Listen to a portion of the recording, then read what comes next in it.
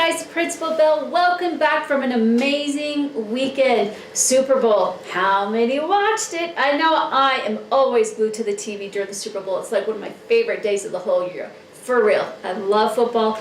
Always been a Super Bowl fan. And who's out there to watch the commercials? I know many families are just commercial fans during this time of year.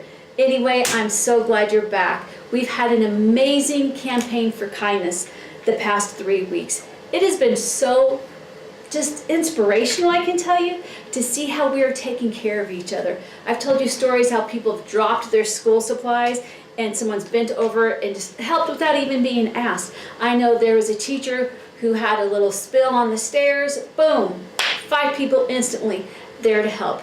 I have to tell you a true story. When I was walking in the other day, I had like stuff in this hand, and then just overloaded, right?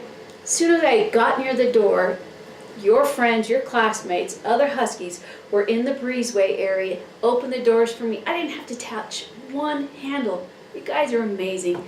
Thanks for inspiring us and really reminding what the pack's all about, and that's taking care of each other. We're going to focus this week on connecting, because we have the P, the A, the C, and the K. We're going to talk about connecting because there is something to do like every day this week. So we'll get to that in just a little bit. Let's talk about safety. Push pause. By now, you have totally heard from every teacher probably about our last fire drill. Let's just be real and say it was embarrassing. It was dangerous. And I'm so grateful that it wasn't real. I'm going to be really real with you right now. We go out there so we can practice in case something dreadful happens, and I can take care of 1,100 souls. There are 1,100 of us in this building. It is our responsibility to take each other like Huskies do. That means when you are going outside for that drill, it is not recess. It is not passing periods, and for sure, it is not your choice time. It is time for you to have your mouth sealed, your lips closed, and your ears on. You should have nothing to say at that time. You should have nothing to show anybody at that time. Your job is to listen to your teacher. Period. End of story. There is nothing else for that time. When we have the all clear, y'all know that, we tell your teachers to bring you back in safely. If you have any questions about why this is real, watch the news. You'll figure out real quickly why it's real important to perform drills the right way. All right? End of story. Let's move on. Talking about connecting to each other. We have something every night. Get your pencils out. Every grade level, it's for you. All right, Monday night, 4:30. 6th grade boys, you are hosting, yes, basketball. I cannot wait to have another game. If you guys haven't watched the 6th graders, they are amazing. They got 3-point shots like you wouldn't believe, and defense is still in the game. So come out, watch 6th grade. We are hosting Campus Middle School Monday, 4:30. Okay, Tuesday, 8th grade. Gentlemen, it is your turn to host West Middle School. Let's show them what we know. Show how we do it Husky style. Talk about some great defense. Holy cow, last game I couldn't keep up with as many stolen passes. Keep up with it, I'm excited. Wednesday, told you, something every day.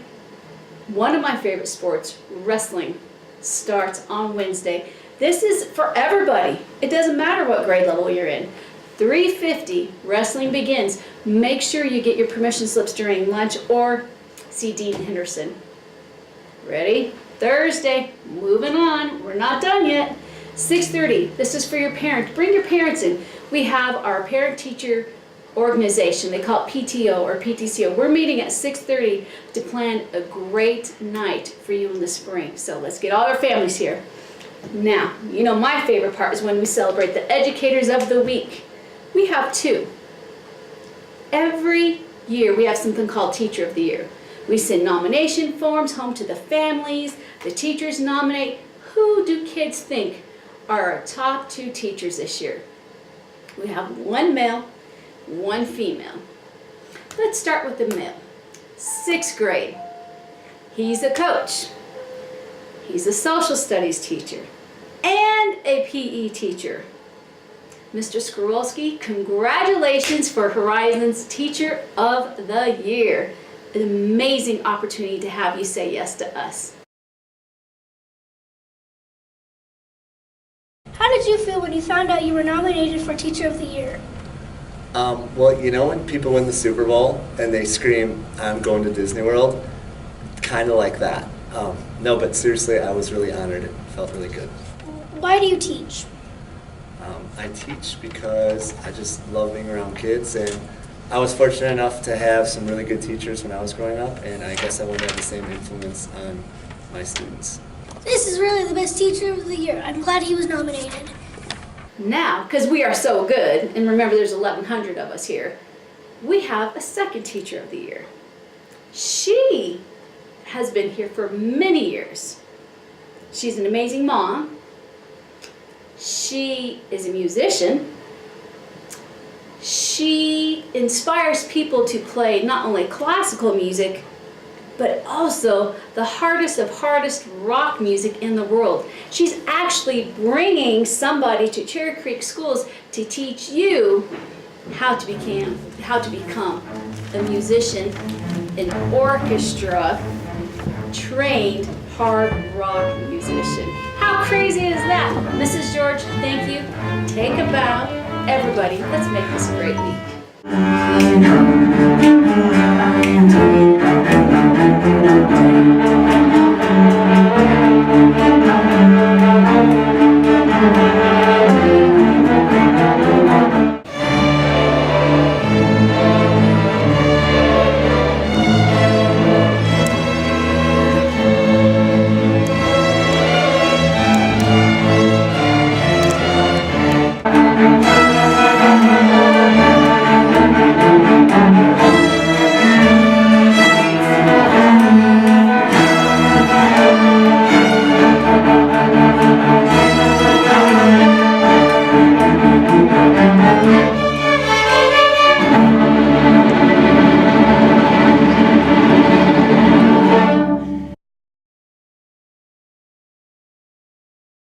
What's up, Husky? This is Winman.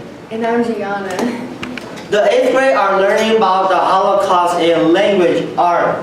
A few students have questions for a language arts teacher, Miss Carter, and have decided to ask. Miss Carter, what are the 8th grade students learning about in language arts? Well, we're excited. We're currently learning about the Holocaust. Our students will be reading the novel Night by Elie Wiesel, his memoir.